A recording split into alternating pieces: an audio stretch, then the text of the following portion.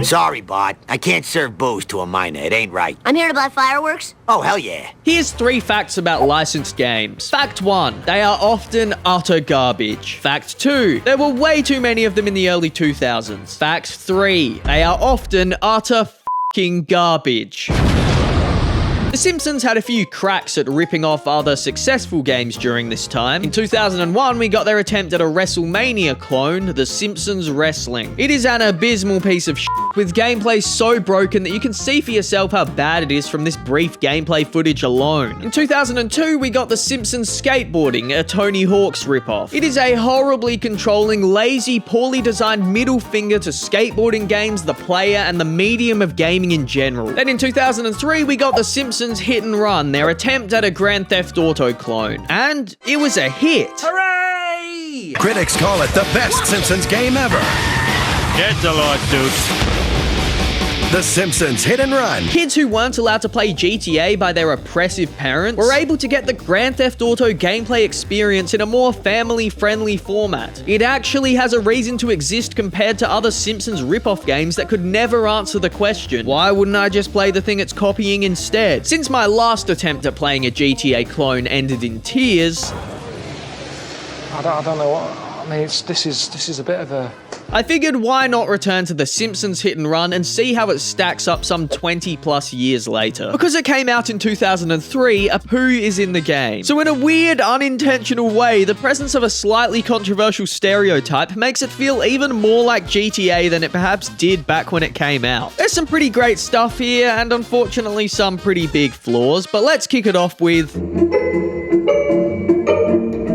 You can kick kids and run them over with vehicles. I know this is a strange way to open the positives, but there aren't even children in Grand Theft Auto, so if there's one thing The Simpsons Hit and Run has over GTA, it's violence against children. Ain't that swell?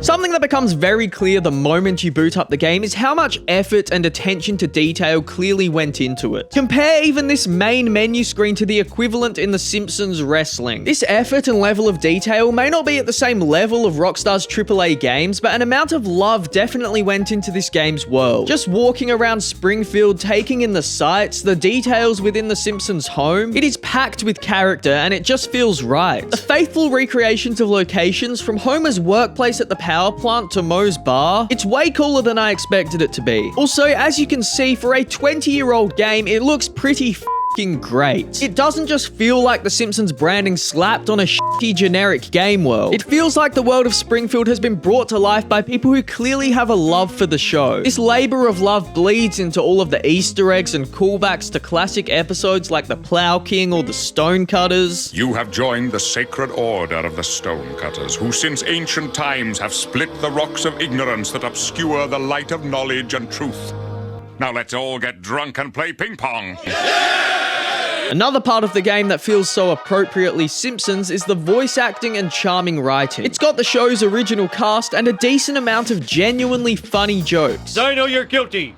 You're accused. Fine, I admit it. I had Amelia Earhart's plane shot down. No. What more can you ask for from the writing in a Simpsons game? The characters' movement controls, not so much their camera controls, but we'll get to that in a bit. And the vehicle controls are pretty good. Running around on foot and beating the crap out of innocent strangers feels alright. And the driving is solid enough. I can drift around Springfield and have good fun doing it. Every now and then there's a vehicle that controls like utter dog shit.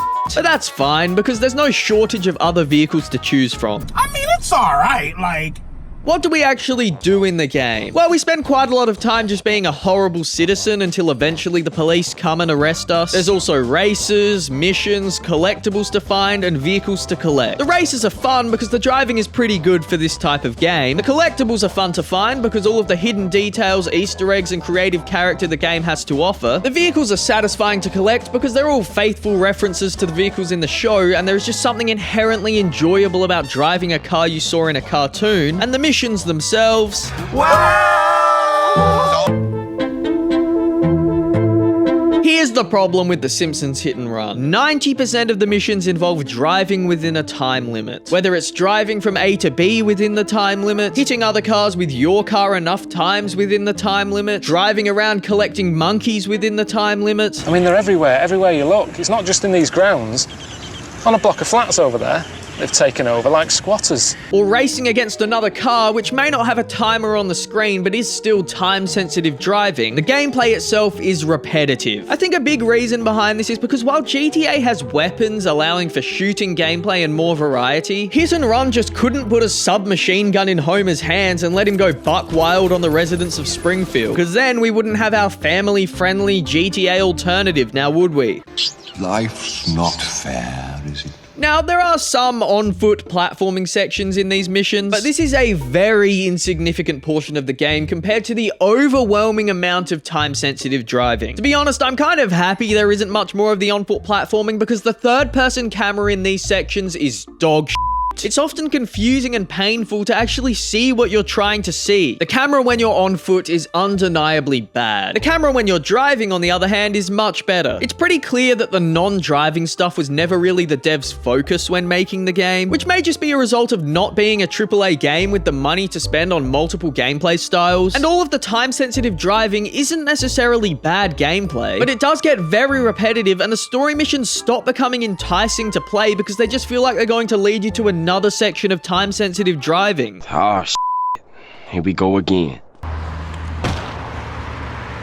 The good news is that we're given the freedom to do whatever we want between missions. And with the amount of stuff to find and play around with in this fantastic world, such as this rocket car, which is insanely fast but also very easy to destroy, there is still fun to be had when you want to play the game, but you can't be bothered driving to a time limit. Still, it is a dampener on the whole thing that after the first hour or two, the missions become chores to get through. If they bothered to make the on-foot camera functional and then made it more of a 60-40 split between driving and non-driving missions, it would have felt a lot more refreshing and varied. Or they could have fully committed to the driving being the sole gameplay mode and focused more on making it a fully fledged open world racing game like Need for Speed Most Wanted. But instead, it's this awkward middle ground where the driving gameplay isn't quite good and varied enough to be the only game mode, yet it is the vast majority of the gameplay. I've seen enough.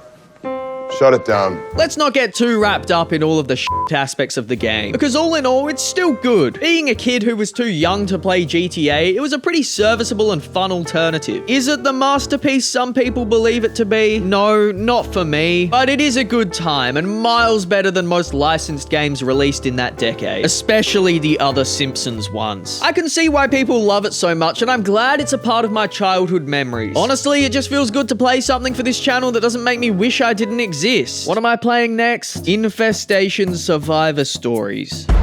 Can't wait. I'm done! You hear me?